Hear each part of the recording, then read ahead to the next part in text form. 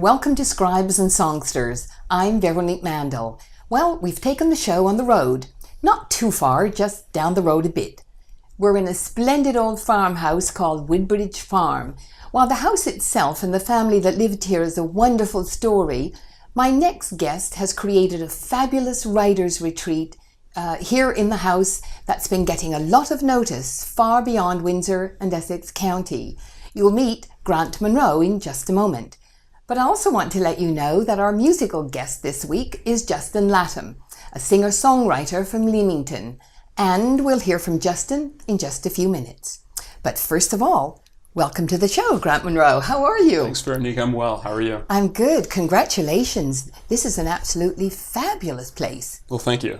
Now, there's so much I want to talk to you about what you're doing here, going to be doing here. But I'd love to hear a little bit more about the house.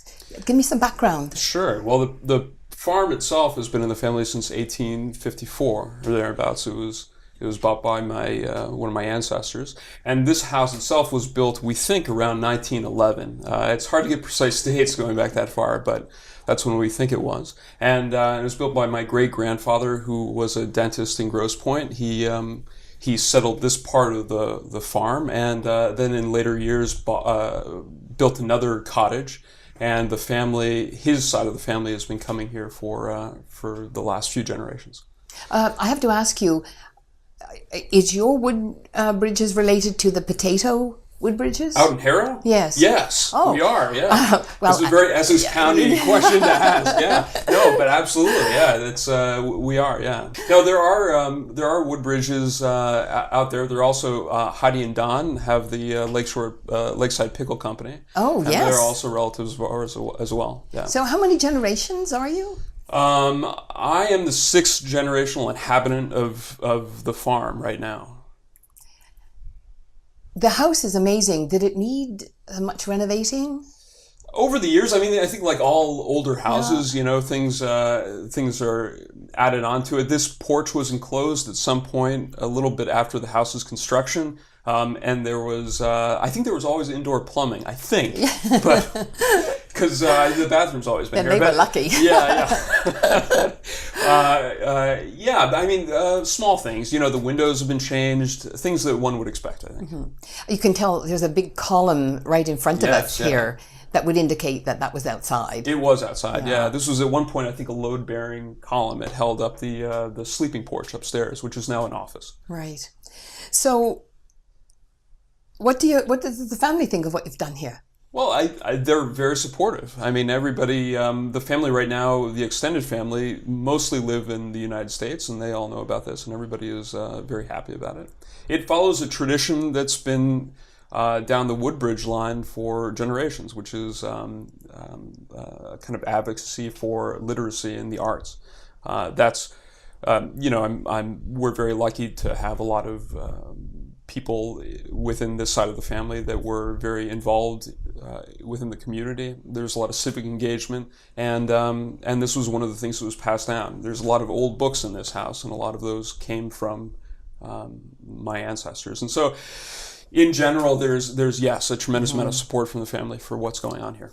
Now, so many people have a dream, or they think about, you know, a writer's retreat, but you did it.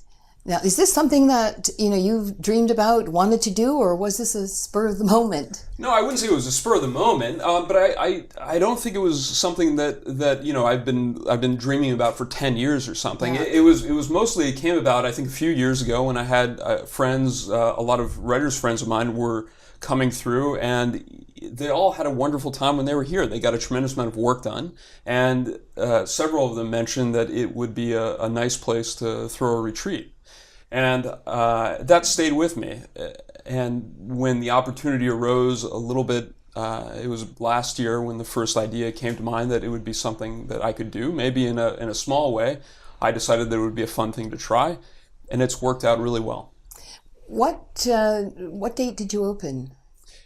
I would say the Woodbridge Farm, as it is right now, started maybe January of 2016. That's when the idea kind of first came to mind, and I started inviting a few folks, a poet from Toronto and another poet from Sudbury to come down. I invited them to come down at different periods in the summer of 2016, and they both agreed, and it worked out well. Since you opened, what have you been doing? Besides that, you've had retreats here. People have come for events. It is different. I was talking about this with others earlier. It's different from most retreats. I think most people kind of conceive of a writer's retreat as a place where many people are coming to one place and they're all staying together. They're lodging together and then interacting with an author. But it's not necessarily like that. The way that this differs, maybe it's more accurate to call it a writer's residency, in the sense that we're only turning this house, which we're in right now, over to one specific author each time they're coming in. And they're holding workshops, and then we also have outdoor events. And people are coming in from the community to participate in these workshops and then to hear the readings. We're also bringing local writers to come in, pairing them with the visiting authors. But there isn't necessarily people aren't staying here. It's not kind of a lodging place. It's more of a gathering place, a place where the community can come for workshops and events and enjoy the company of writers who we're bringing in. Now, does that make it easier for you, for instance, so that you don't have to be a sort of lodging guy as well? Yeah. Well, there is that. I mean, there's simply, just like logistically, there isn't enough room, really. Yeah. I mean, there's just no way that I could accommodate the number of people who would usually come to a writer's retreat. Mm-hmm. So yeah, I mean, the house works really well when it's turned over to one writer at a time. That's where it really comes into its own, and I think that's a really important part of the writing process, which I feel very strongly about. I think that, like a lot of writers know, Nina Ricci has spoken about this. So much of it is finding a place of peace and solitude. And if I can turn this house into a place where writers from busy cities like Toronto or New York or Los Angeles can come and just sort of enjoy a lakeside, the peace of a lakeside property and get some good work done, then I'd be happy. And you're getting a lot of good attention from outside the region. Yes, yeah, we've been very lucky in that regard. I've been reading through some of the articles, and I got to thinking, between you and Dan Wells from Biblioasis, you're sort of putting this area on the map, the literary map. Well, that's flattering for you to say. I think that there are so many people in this community, including Dan Wells and Marty Gervais and Amy Parent-Dunn, Nancy Belgue. There are so many people in this community who have done over the years so much, and I feel I've been here for a couple of years.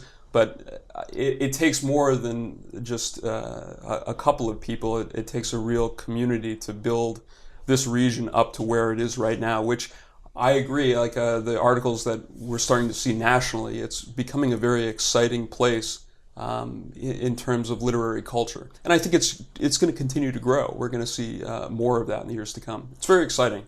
I think doing this show, I've been astonished by the number of really talented, superb writers and successful writers in this region. Yes. So you won't have sort of any shortage of people. I don't think so. Coming here. No, I don't think so. And that's the only way that the Woodbridge Farm can work. Really, it's having that base of community support and that base of talent that lets this place exist. We're very happy for that, of course. What are your plans over the next year? Do you have an idea of what you want to do? Sure. Well, I think we're staying relatively small. I think that's where we should be right now, staying flexible and small and looking forward to see what works, what doesn't work, and then progressing in a kind of smart and steady fashion. If there are opportunities for expansion, I think we'll take them. One of the things that we have done, for example, is we've started a small chapbook press. We're putting out books now in a very small way. This is the first one by Diane Chamberlain. Yeah, this is the first one in the series called Marginalia: Authors on Their Pastimes and Hobbies. I have a personal fascination with what authors do when they're not writing, and so she and Diane, who was our first writer in residence this year, was gracious enough to write an essay for us, and we published it, and so far it's doing wonderful. You excited about all this? I'm very excited. Yeah. Yeah. It's a wonderful way to stay engaged in the community, which is really important to me. My focus is on my writing, but even though writing is very much a solitary art to practice, you do need the community there to really make it work. I mean, without other writers, and certainly, of course, without readers, it would be impossible to do.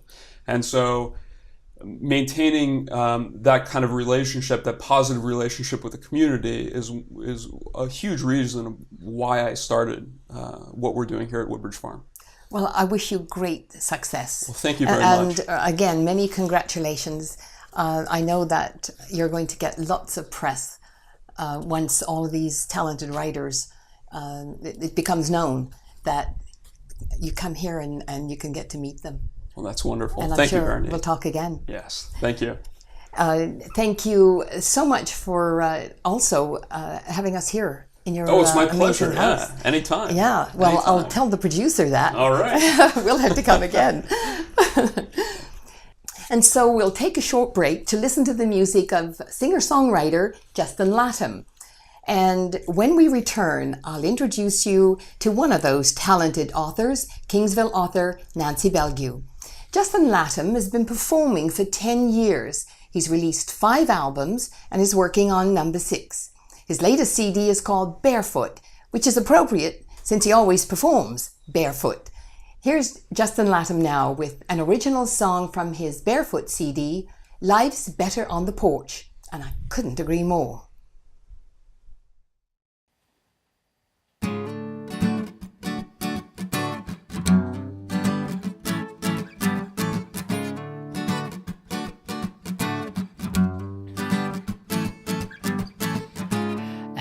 Put in my time, honest work for an honest dime, and now it's time to slow it down.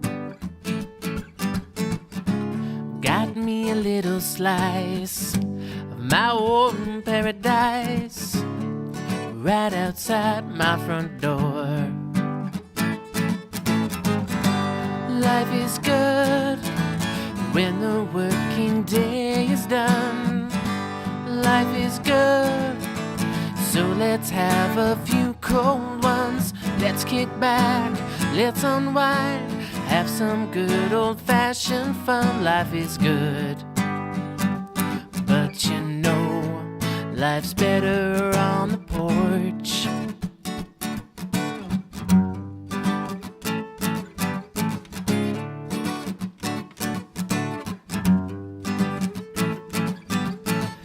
Don't have to move from here. My mason jar is full of beer. I ease into my favorite chair. Yes, I'm perfectly fine, watching the world go by right outside my front door. Life is good when the working day is done. Life is good, so let's have a few cold ones. Let's kick back, let's unwind, have some good old-fashioned fun. Life is good, but you know, life's better on the porch.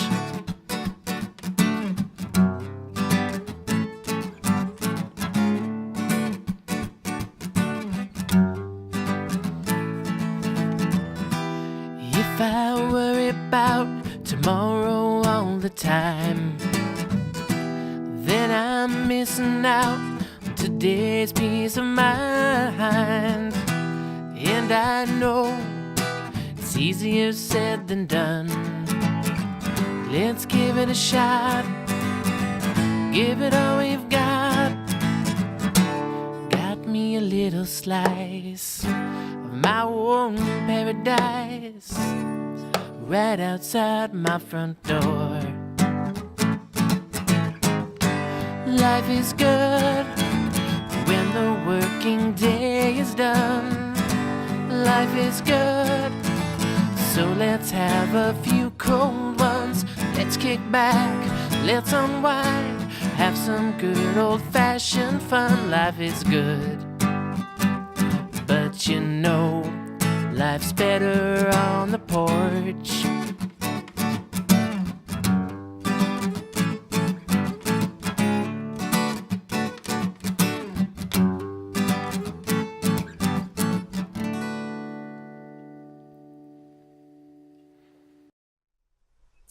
That was Leamington's Justin Latam from his Barefoot CD.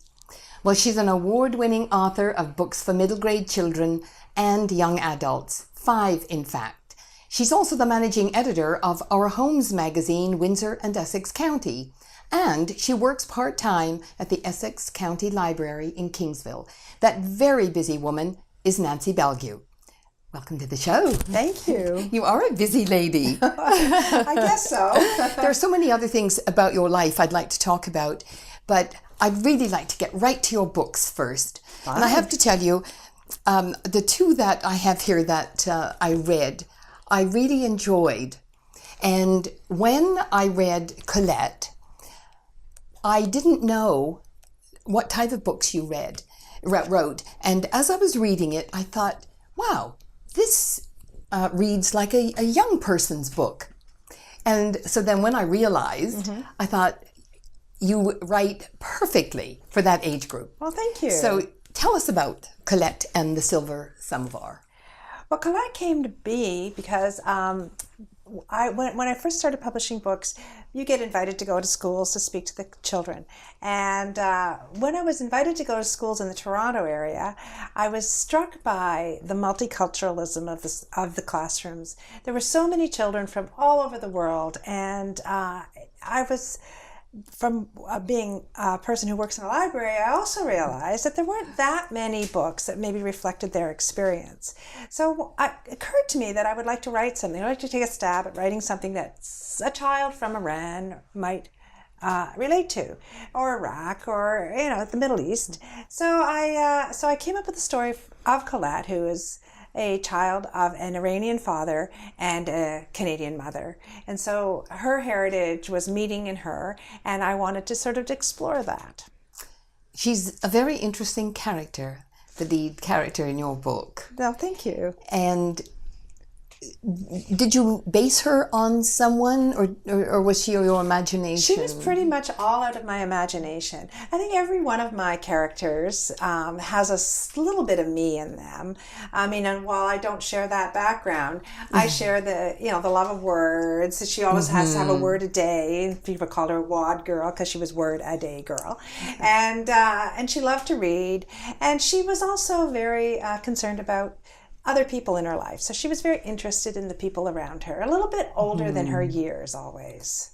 And I loved the way you allowed her to have a voice. It wasn't just sort of a first person sort of book. She really had an interesting voice for a little person. Well, thank you. Yes, I kind of like to think that children do have really strong personalities. Sometimes we don't necessarily allow them to emerge, or we don't really recognize them. And I love to bring that out in my books when I can. What kind of a reaction do you get from the children and adults who read the book?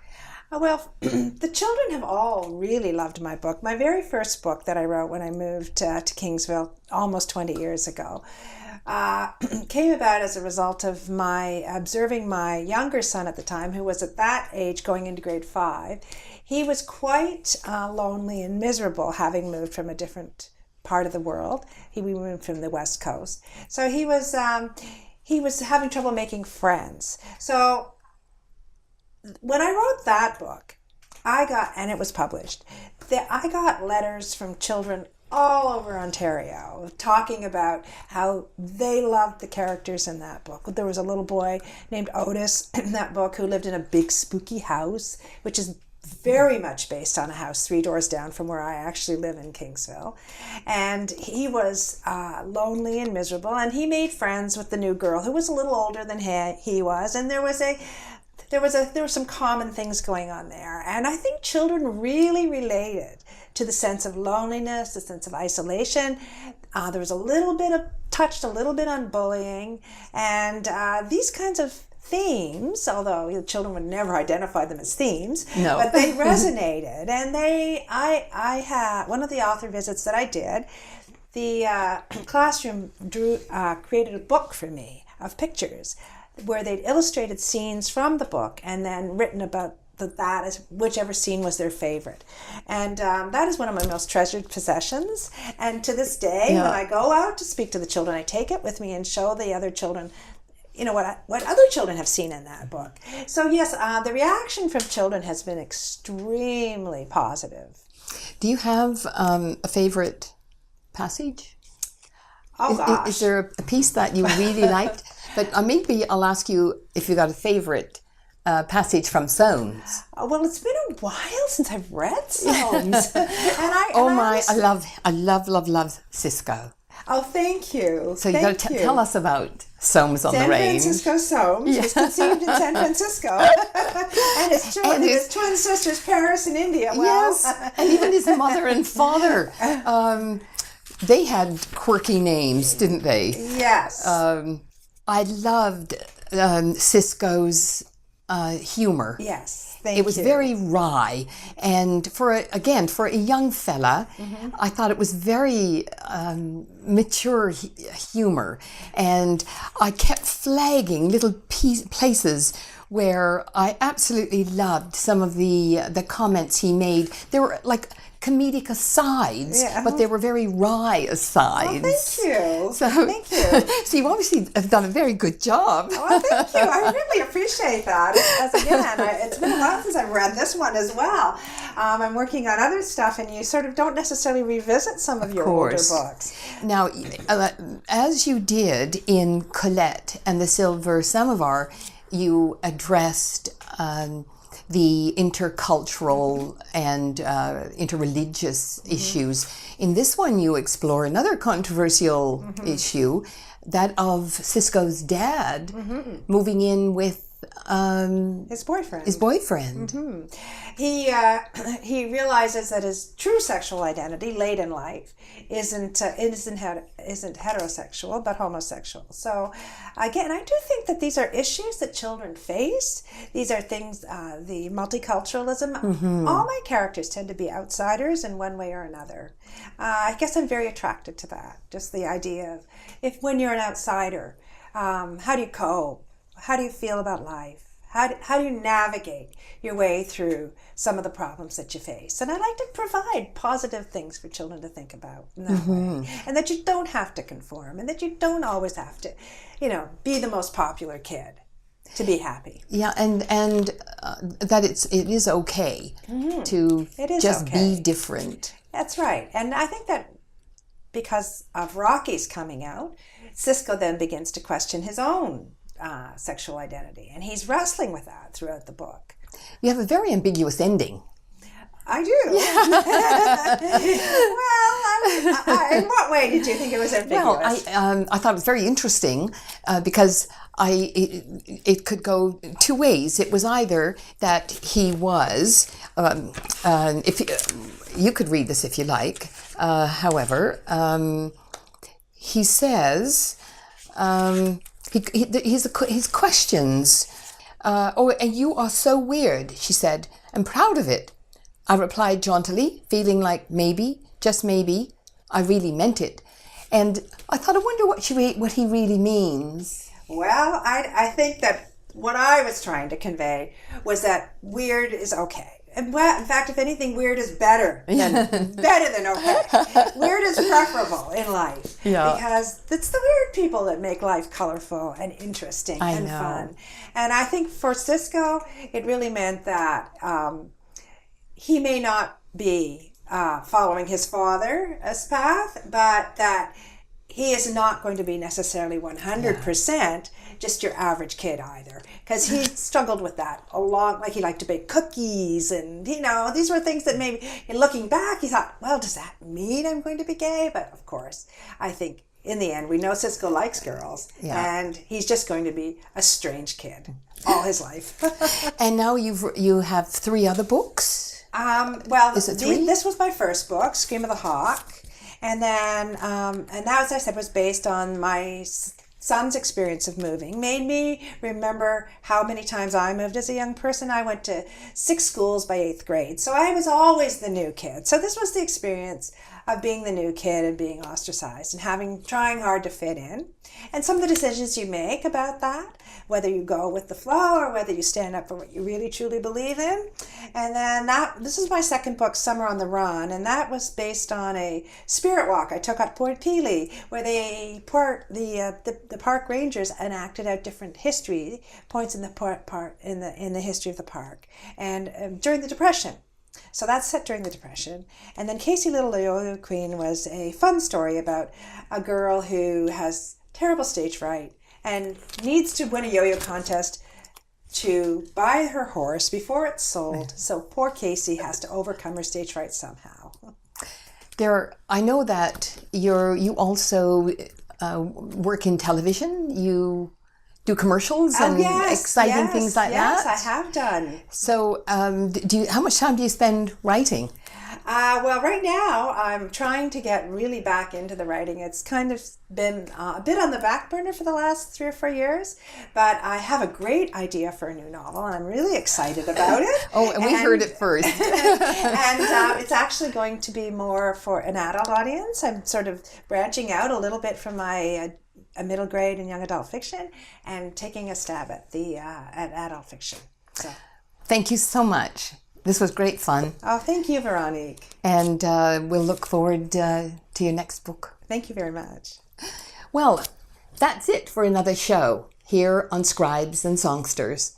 I hope you've enjoyed our literary and musical guests as much as I've enjoyed presenting them to you. I'm Veronique Mandal. See you next time. My own paradise, right outside my front door. Life is good when the working day is done. Life is good, so let's have a few cold ones. Let's kick back, let's unwind, have some good old-fashioned fun. Life is good, but life's better on the porch.